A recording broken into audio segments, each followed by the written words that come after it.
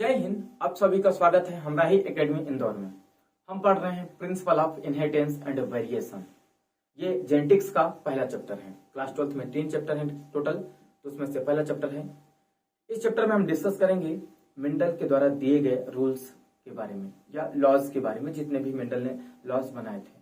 और साथ में और भी बहुत सारे टॉपिक्स हैं वन बाय वन करके, जैसे incomplete dominance, complete dominance, codominance, है ना। इन सब चीजों पर डिस्कस करेंगे। जेनेटिक डिसऑर्डर, फिर उसमें मेंटेनेंस डिसऑर्डर आएंगे, क्रोमोसोमल डिसऑर्डर्स आएंगे, है ना, क्रोमोसोमल थ्योरी ऑफ इनहेरिटेंस, बहुत सारे टॉपिक्स हैं। इन सब टॉपिक्स के बारे में वन बाय वन करके डिस्कस करेंगे। तो आज इस वीडियो में हम डिस्कस करेंगे मेंडल की कंट्रीब्यूशन के बारे में। मेंडल ने ही पी प्लांट को क्यों चुना था, इन सब चीजों के बारे में डिस्कस करेंगे। वर्किंग मेथड कैसा था उसका, ये 4-5 जो छोटे छोटे टॉपिक हैं इस वीडियो में हम कवर करेंगे। तो आप वीडियो में लास्ट तक बने रहिएगा। यदि आप चैनल में नए हैं, अभी तक आपने चैनल को सब्सक्राइब नहीं किया है, तो प्लीज चैनल को सब्सक्राइब कर लीजिएगा, वीडियो को लाइक करिएगा और अपने दोस्तों तक भी शेयर कर दीजिएगा। चलिए बात करेंगे हम सबसे पहले जेनेटिक्स के बारे में। तो जेनेटिक्स क्या होती है? It is the study of principles and mechanism of heredity and variation. Heredity and variation को पढ़ने के लिए कौन कौन से प्रिंसिपल्स हैं और साथ में कौन कौन से मैकेनिज्म हैं, उन सब मैकेनिज्म की स्टडी की जाती है जेनेटिक्स के अंदर। तो एक ब्रांच ऑफ साइंस है जेनेटिक्स, काफी बड़ी ब्रांच है। इसमें बहुत ज्यादा अपने पास अलग अलग टॉपिक्स हैं पढ़ने के लिए, ठीक है। स्कोप भी बहुत ज्यादा आगे चलते हैं। तो जेनेटिक्स बस सिंपल सी परिभाषा है उसकी कि it is the study of principles and mechanism of heredity and variation. Heredity and variation को पढ़ा जाता है इसके अंतर्गत, ठीक है। तो अभी इस चैप्टर में जब हम पढ़ रहे हैं तो पूरा हेरिडिटी पढ़ रहे हैं। क्या पढ़ रहे हैं हम? हेरिडिटी, या फिर उसको हम बोले इनहेरिटेंस पढ़ेंगे। जबकि 7th वाला जो चैप्टर होगा उसमें हम वेरिएशन और इवोल्यूशन के बारे में भी हम जानेंगे, ठीक है। क्योंकि वेरिएशन लीड्स टू इवोल्यूशन, लगातार जब वेरिएशन आता है तो वो उससे क्या होता है? इवोल्यूशन होता है। तो वहां पर हम उनके बारे में बात करेंगे। जबकि वहीं पे अगर हम हेरिडिटी की बात करते हैं तो heredity leads to inheritance, heredity की वजह से क्या आता है? इनहेरिटेंस आता है। तो इन सब चीजों के बारे में डिस्कस करेंगे। हमें पता है पिछले वाली वीडियो में हमने डिस्कस किया था कि फादर ऑफ जेनेटिक्स क्या है? ग्रिगोर जॉन मेंडल, ठीक है। थोड़ा सा इनके बारे में जान लेते हैं। तो ग्रिगोर जॉन मेंडल बचपन से, जब छोटे से थे तब से इनको प्लांट के फ्लावर वगैरह को देख करके इनको बहुत ज्यादा इंटरेस्ट होता था कि कोई सा भी फ्लावर है तो ये इस कलर का फ्लावर क्यों है, कैसा है, क्यों, ठीक है। इन सब चीजों को ये ओरिजिनली अगर बोला जाए तो ये ऑस्ट्रिया कंट्री से बिलोंग करते हैं। कहां से? ऑस्ट्रिया कंट्री से बिलोंग करते हैं, ठीक है। एक गरीब परिवार से थे। इनके पिताजी दूसरे के बागानों पे काम किया करते थे। तो जब भी कभी अपने पिताजी के साथ जाते थे तो इनको भी उस चीज को देख करके बड़ा आश्चर्य होता था। कई बार अपने पिताजी से पूछते थे, पिताजी भी सब मतलब भगवान की देन है ऐसा करके छोड़ देते थे कि यीशु की देन है सब, है ना। तो शुरुआती दौर में ये सब ऐसे चलता रहा, पर बाद में इन्हें जब हायर एजुकेशन प्राप्त करी तो इनका वो दिमाग में वो चीजें गई नहीं। जबकि ये एक मैथमेटिशियन थे, है ना। स्टैटिस्टिक्स इन्हें अपनी जो पीजी किया था, मतलब ग्रेजुएशन वगैरह किया था, पीजी किया था। तो कहने का मतलब ये है कि एक मैथमेटिशियन थे, बट फिर भी चूंकि इनको लगाव था प्लांट से, ये जानना चाहते थे कि आखिरकार किसी प्लांट का फ्लावर अगर पिंक है तो उसी जाति का दूसरे फ्लावर जो होता है वो व्हाइट कैसे हो सकता है ना। या फिर एक का वॉयलेट है तो दूसरा व्हाइट कैसे हो सकता है, एक का रेड है तो दूसरा येलो कैसे हो सकता है। ऐसे बहुत सारे कंफ्यूजन थे इनके दिमाग में और ये जानना चाहते, साइंटिफिक वे जानना चाहते हैं कि आखिरकार ये होता क्यों है। ये कोई ये बोल दे कि नहीं सब ये यीशु की देन है उसकी वजह से होता है, या कभी गॉड गिफ्टेड है, ये सब चीजों पे ज्यादा विश्वास नहीं करते थे, है ना। इनके साथ में जो कलीग्स थे, जब ये पादरी में मतलब जहाँ चर्च है, चर्च में जब काम करते थे, ठीक है, जब पादरी की तरह थे, तो वहां पर भी इनके जो दोस्त वगैरह थे वहां वो लोग भी अच्छे से इन सब चीजों के बारे में डिस्कशन किया करते थे। 4-5 दोस्त थे, वो हर चीजों के हर टॉपिक्स के बारे में अच्छे डिस्कशन करते, चाहे वो फिर खगोल शास्त्र हो, चाहे वो फिर अपना विज्ञान हो, या मैथमेटिक्स हो, या फिर इतिहास भूगोल रहा हो, हर चीजों पे अच्छे से मतलब डिस्कशन किया करते थे। इससे क्या होती है, इनकी रुचि बढ़ती गई थी। और बाद में फिर ये 2 साल के लिए मतलब विदेश गए थे, बोले तो अपने ऑस्ट्रिया कंट्री से छोड़ करके इंग्लैंड गए थे शायद। वहां से इन्होंने क्या किया था, अपना पीजी हासिल की थी। पीजी की डिग्री करने के बाद वापस आए थे, फिर एज ए टीचर की तरह इन्हें काम किया लंबे समय तक, ठीक है। और उसी समय पे इन्हें 7 साल तक एक्सपेरिमेंट करवाया। 1856 से लेकर के 1863 तक लगातार 7 साल तक एक्सपेरिमेंट कराए। उन 7 सालों में इस बंदे ने 10,000 एक्सपेरिमेंट कराए थे। 10,000 एक्सपेरिमेंट पर 10,000 हाइब्रिडेशन करवाए थे, ठीक है। तब जाकर के इन्हें 3 रूल्स बनाए थे। फर्स्ट है लॉ ऑफ डोमिनेंस, दूसरा लॉ ऑफ सेग्रीगेशन, और तीसरा जो लॉ है वो है लॉ ऑफ इंडिपेंडेंट असॉर्टमेंट। इस तरीके से 3 लॉज इन्हें प्रपोज किए थे, ठीक है। इनने अपने एक्सपेरिमेंट के लिए पी प्लांट को चुना था। अब क्यों चुना था इसके बारे में आगे हम डिस्कस करेंगे। अभी हम और थोड़ा सा बात करते हैं। तो इनहेरिटेंस क्या होता है? इनहेरिटेंस एक ऐसा फिनोमिना है या एक ऐसे मैकेनिज्म है जिसमें जो पेरेंटल कैरेक्टर्स होते हैं वो उनकी प्रोजेनी पे ट्रांसफर हो जाते हैं। ठीक है, हाँ ये बात है कि थोड़ा बहुत वेरिएशन देखने को मिलता है सेक्सुअल रिप्रोडक्शन में। आपने फर्स्ट चैप्टर में ही पढ़ा था कि सेक्सुअल रिप्रोडक्शन वेरिएशन आता है।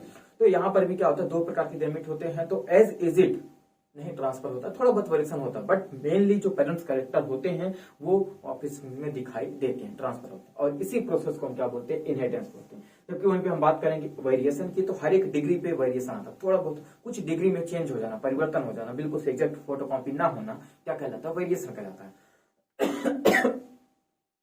तो हम बात करेंगे इनहेरिटेंस की। इनहेरिटेंस क्या है? Is the process by which a character are passed on from parents to progeny. ठीक है, ये परिभाषा उसकी वेरिएशन की। Variation is the degree by which, यहाँ पे क्या आना चाहिए? डिग्री आना चाहिए। Degree by which progeny differ from their progeny. ठीक है, ये क्या होती है? इज द डिग्री होती है, यहाँ पे लिखना चाहिए डिग्री बेटा, डिग्री होती है। ठीक है, जिससे को जो प्रोजेनी होती है वो प्रोजेनी क्या करती है? डिफर करती है फ्रॉम देयर पेरेंट्स। ठीक है, नेक्स्ट पॉइंट हमारे पास, वेरिएशन इन स्पीसीज में बी इन टर्म्स ऑफ। अगर वेरिएशन होता भी है तो वेरिएशन किस रूप में हो सकता है? मॉर्फोलॉजिकल हो सकता है, ठीक है, एनाटॉमिकल भी हो सकता है, साइटोलॉजिकल हो सकता है, फिजियोलॉजिकल हो सकता है, या फिर वो हो सकता है एक और है बिहेवियरल। ठीक है, तो बिहेवियर इतने तरीके से वो जो भी क्या बोल सकते हैं वेरिएशन है, वो वेरिएशन किसी भी ऑर्गेनिज्म में या फिर किसी भी सेल में ये अपीयर हो सकता है, ये दिखाई दे सकता है।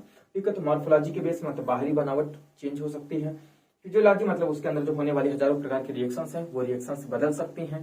ठीक है, साइटोलॉजी मतलब उसके सेल के जो स्ट्रक्चर होता है और जो फंक्शन होता है उसके फंक्शन या स्ट्रक्चर में चेंज आ जाए, या फिर बिहेवियरल मतलब उस ऑर्गेनिज्म का पूरा बिहेवियर ही चेंज हो जाए।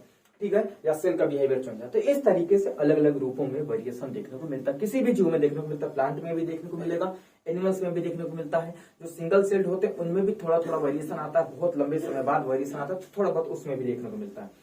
तो आशा करता हूं आपको ये चीजें समझ में आई होंगी। अब और आगे हम बात करेंगे। नेक्स्ट हमारे पास variation arises due to. Variation अगर आता है तो वेरिएशन कहां से आता है, क्यों आता है वेरिएशन, क्या क्या कारण होता है जिसकी वजह से वेरिएशन आता है? तो पहला कारण वो है अल्टरेशन ऑफ जीन, जीन में थोड़ा बहुत परिवर्तन हो जाए, या फिर क्रोमोसोम में परिवर्तन हो जाए, क्रोमोसोम का शेप चेंज हो जाए, जिसको हम क्या बोल सकते हैं? स्ट्रक्चरल एबरेशन बोलते हैं, है ना। तो उसके शेप में परिवर्तन हो जाए। न्यूमेरिकल एबरेशन भी होता है, मतलब उसके नंबर में कम ज्यादा हो जाए। ठीक है, तो इस तरीके से जो अल्टरेशन है, चेंज है, वो चेंज देखने को मिल जाए, या तो जीन में या तो क्रोमोसोम में। दूसरा है क्रॉसिंग ओवर और रिकॉम्बिनेशन।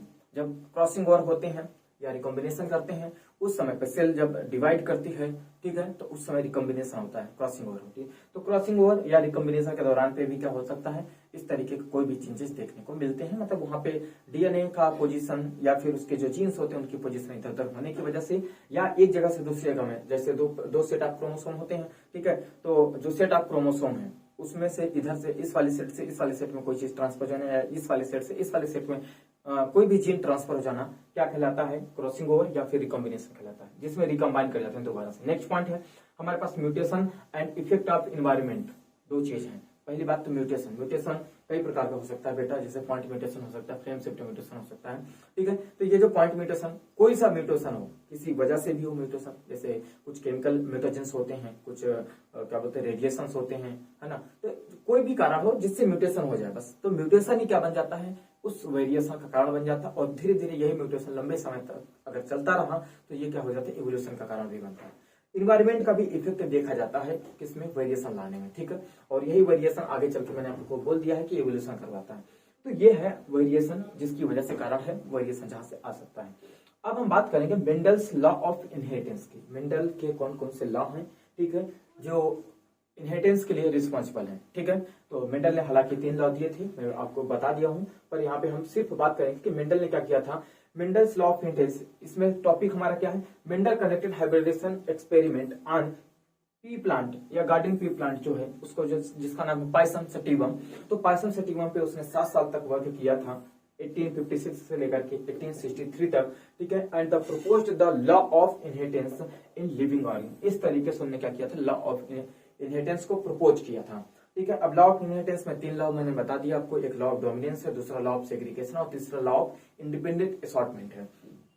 ठीक है, अब मेन कारण, ये तो हम लॉस के बारे में पढ़ेंगे, हम नेक्स्ट वाले वीडियो में पढ़ेंगे। पहले हम ये जान ले, चलो ठीक है, तो 3 लाख प्रपोज कर दिए, बट कारण क्या था, पी प्लांट को ही क्यों चुना था, इसके ऊपर ही उन्होंने एक्सपेरिमेंट क्यों किया था। तो उसका main reason for the selection of garden pea plant is कौन कौन सा था। पहला कि पी प्लांट के पास बहुत सारे कंट्रास्टिंग डिस्टिंक्ट बोले तो बहुत सारे डिस्टिंक्ट कंट्रास्टिंग कैरेक्टर्स थे, उसमें अलग अलग प्रकार के कंट्रास्टिंग कैरेक्टर देखने को मिले। मेंडल ने जो प्रपोज किया वो 7 कंट्रास्टिंग कैरेक्टर्स प्रपोज किया, ठीक है, अभी हम बात कर लेंगे आगे। दूसरा, जो गार्डन पी प्लांट है उसका लाइफ स्पान भी छोटा होता है, लगभग 3 से 3.5 महीने का होता है। तो इस तरीके से लगभग ये मान के चलो कि साल भर में 3 बार एक्सपेरिमेंट करवाया जा सकता था।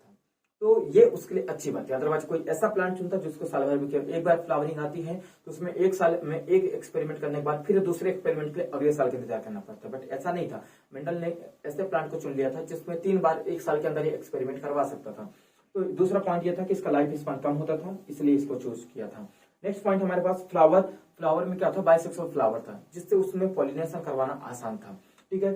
And reproductive ward bearing enclosed bye Corolla, मतलब जो इसमें एंथर थे और साथ में स्टिग्मा वाला पार्ट जो पूरा पिस्टल्स था वो बहुत वेल अच्छे तरीके से पेटल्स के द्वारा, कोरोला के द्वारा अच्छे से कवर्ड होता था। क्योंकि पी प्लांट में जो फ्लावर होता है उसमें 5 पेटल्स होती हैं, 5 पेटल्स, जिसमें 2 पेटल्स पहले होती हैं, फिर 2 पेटल्स और उसको कवर करती हैं, और लास्ट में 5 जो सिंगल पेटल होती है लास्ट वाली बड़ी वाली पेटल्स वो सबको कवर करती है, ठीक है। ये बोल सकते हैं कि इसमें वेजिलरी एस्टिवेशन होता है, ठीक है। तो इस तरीके जो एक्सटिवेशन में जो प्लांट्स मौजूद थे, सॉरी जो फ्लावर्स थे, फ्लावर के अंदर जो ऑर्गन्स थे उन ऑर्गन्स को बहुत अच्छे तरीके से कवर्ड होते थे वो, ठीक है, या पेटल्स उनको अच्छे से कवर करते, तो इसलिए इसमें कंटामिनेशन के चांसेस नहीं थे। ये नेक्स्ट पॉइंट था हमारा। It is easy to artificial cross pollinate pea flower या पी प्लांट्स, ठीक है। The hybridisation thus produced. Next point हमारे पास यही है कि वेयर फर्टाइल, जो हाइब्रिडेशन के बाद जो सीड बनते थे वो सीड क्या थे, फर्टाइल थे। अदरवाइज अगर सीड फर्टिलाइज नहीं होते तो ये सब चीजें फिर सब रखी रह जाती, कोई काम नहीं थी। तो कहने का मतलब ये था कि फ्लावर बाइसेक्सुअल था, जिसमें हाइब्रिडेशन करवाना आसान था, फ्लावर अच्छे तरीके से क्लोज्ड रहता था, लाइफ स्पान छोटा था, साथ में जो भी इससे हाइब्रिडेशन करवाने के बाद, जो भी क्रॉसिंग करवाने के बाद जो भी बीज बनते वो बीज क्या थे, फर्टाइल थे, उनको आसानी से उगाया जा सकता, सबके सब उग जाते थे और वो उसमें से करेक्टर को फिर स्टडी करना आसान था। तो इसलिए मेंडल ने ये 4-5 पॉइंट है बेटा, जिसको मेंडल कारण थे, जिसकी वजह से मेंडल ने पी प्लांट को चुना था, गार्डन पी प्लांट को चुना था। तो ओके, अब हम और आगे बात करेंगे कि वर्किंग मेथड कैसा था मेंडल का, जो उसकी सक्सेस का कारण बना, ठीक है। तो पहला पॉइंट था, he studied only 1 character eight A time पे, उसने केवल एक कैरेक्टर के बारे में ही डिस्कस किया, ठीक है, एक कैरेक्टर के बारे में ही उन्हें स्टडी किया एट ए टाइम पे, ठीक है। तो ऐसे तो 7 कंट्रास्टिंग कैरेक्टर्स थे, बट 7 कंट्रास्टिंग कैरेक्टर को एक समय पे नहीं डिस्कस किया, इसलिए तो उसने 10,000 के आसपास एक्सपेरिमेंट करवा दिया 7 साल में, क्योंकि उन्हें सबके लिए अलग अलग हाइब्रिडेशन करवाए थे, अलग अलग कैरेक्टर के लिए। नेक्स्ट पॉइंट था कि ये एक ऐसा व्यक्ति था, मैंने आपको पहले बताया कि मैथमेटिशियन था, इसलिए इसने क्या किया था, मैथमेटिक्स और साथ में स्टेटिस्टिक्स जो है उस ब्रांच को, मैथमेटिक्स की ब्रांच है उसको इसने क्या कर दिया था, अप्लाई कर दिया था। कहां पे अप्लाई कर दिया, बोले बायोलॉजी के रिजल्ट को एनालाइज करने के लिए, ठीक है। तो ये कारण था। नेक्स्ट पॉइंट था, मेंडल ने कंडक्टेड आर्टिफिशियल हाइब्रिडेशन, उसने क्या किया था, आर्टिफिशियल हाइब्रिडेशन करवाया था, pollination using the true breeding pea lines, true breeding pea lines को यूज करके उसने क्या करवाया था, हाइब्रिडेशन करवाया था। अब यहाँ से आपको डाउट आ रहा होगा कि सर ये ट्रू ब्रीडिंग पी लाइन्स क्या होता है, पहले इसके बारे में हम डिस्कस कर लेते हैं फिर आगे बढ़ेंगे, ठीक है। देखो, ट्रू ब्रीडिंग पी लाइन्स मतलब होता है कि एक स्टेबल कैरेक्टर को हमें प्राप्त करना, कोई सभी कैरेक्टर के लिए जो स्टेबल एलील्स होते हैं, जीन होते हैं, वो हमें प्राप्त कर लेना। ऐसा जो बाद में फिर से अगर मैं सेल्फिंग करवाऊं, सेल्फिंग बोले तो सेल्फ हाइब्रिडेशन करवाऊं या फिर सेल्फ रिप्रोडक्शन करवाऊं, तो उसमें कोई भी नए कैरेक्टर्स जनरेट नहीं होने चाहिए, अलग से सेपरेट आउट नहीं होनी चाहिए। जो कैरेक्टर एक बार दिख रहा है वो चाहे 10 जनरेशन में क्रॉस करवा दूं, सेल्फिंग करवा दूं, तो वही चीज स्टेबल बनी रहनी चाहिए। तो अभी हम मान लेते हैं, मान लीजिए प्लांट के हाइट को लेकर के हम क्रॉस करते हैं, तो उसके लिए 2 एलील बना लेते हैं। जैसे मान लीजिए एक हमारे पास है कैपिटल टी और दूसरा हमारे पास capital T and small T. देखने में ये दो के दोनों प्लांट कैसे होंगे, टॉल होंगे, दोनों ही क्या होंगे बेटा, टॉल होंगे। ये भी क्या होगा बेटा, टॉल होगा, और ये भी टॉल होगा, क्योंकि फिनोटाइप हमें टॉल ही दिखेगा। अब कौन सा प्योर टॉल है, कौन सा हाइब्रिड टॉल है, इससे भी हमें कोई मतलब नहीं, क्योंकि हमें पता ही नहीं है कुछ भी, ठीक है। तो हमें अभी तो निकाल रहे हैं इसको।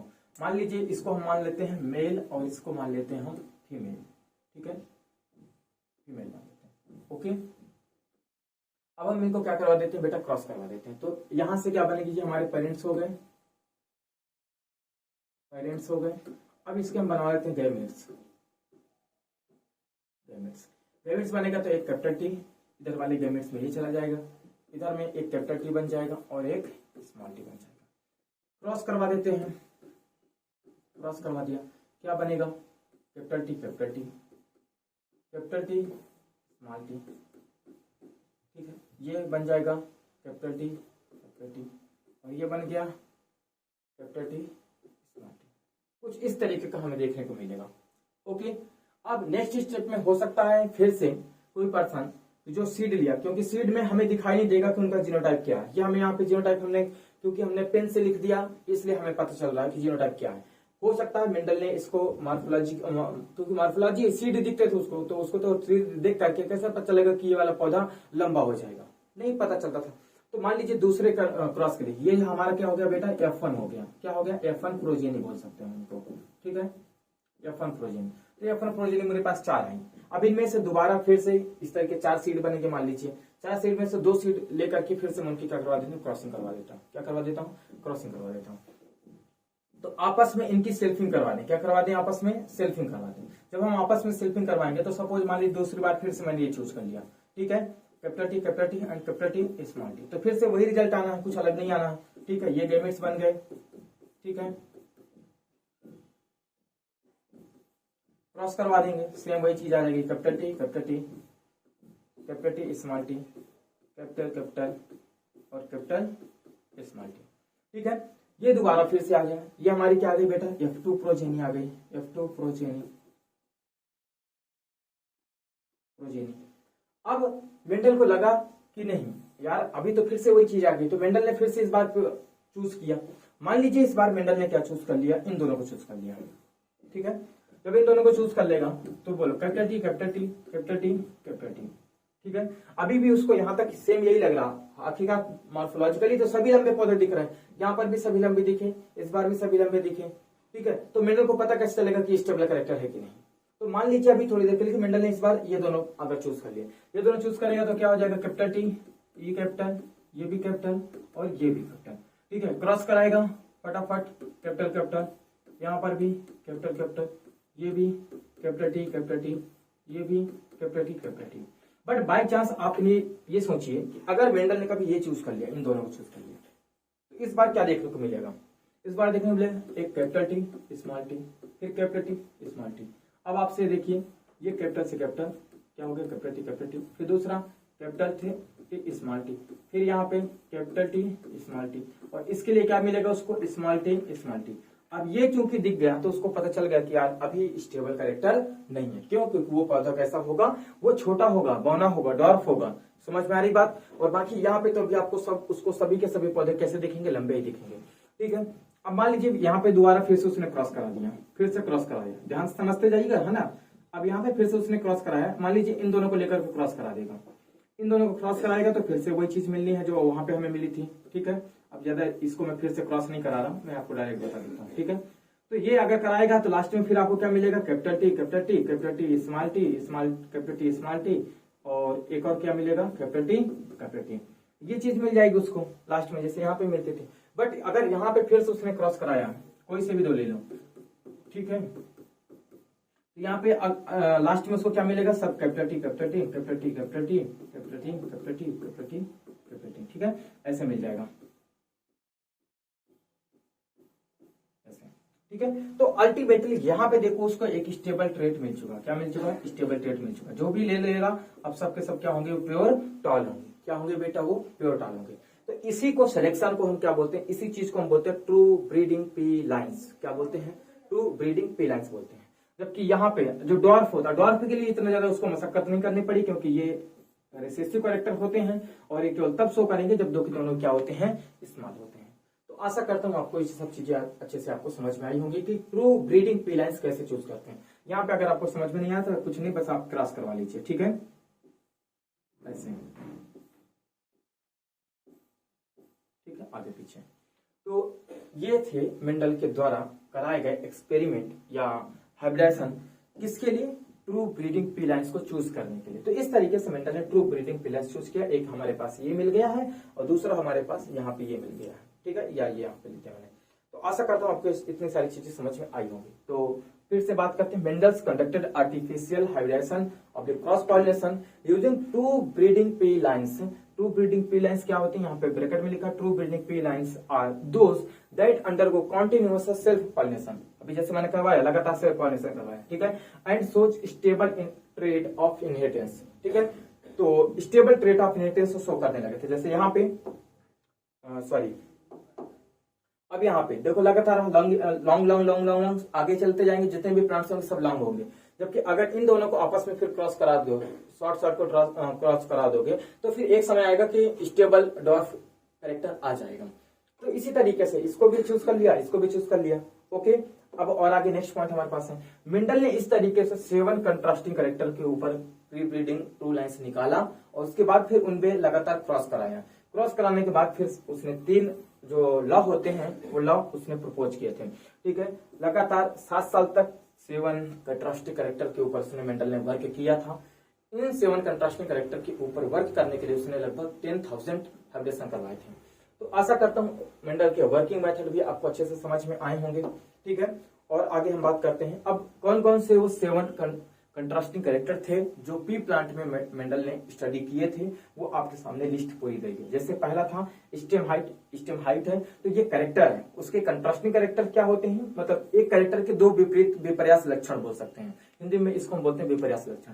तो जो एक दूसरे को अपोज करें, जैसे हाइट है तो हाइट अब 2 प्रकार की हो सकती है ना, एक टॉल होगा एक ड्वार्फ होगा। अगर हम बात करें फ्लावर के कलर की तो फ्लावर के कलर भी हो सकता है, उसमें 2 कलर, जैसे एक वायलेट होगा तो दूसरा व्हाइट होगा। अगर हम फ्लावर की पोजीशन की बात करें तो 2 प्रकार का होता है, तो या तो वो एक्सियल होगा या फिर वो क्या होगा टर्मिनल होगा, जैसे यहाँ पे दिया है एक्सियल एंड टर्मिनल, ठीक है।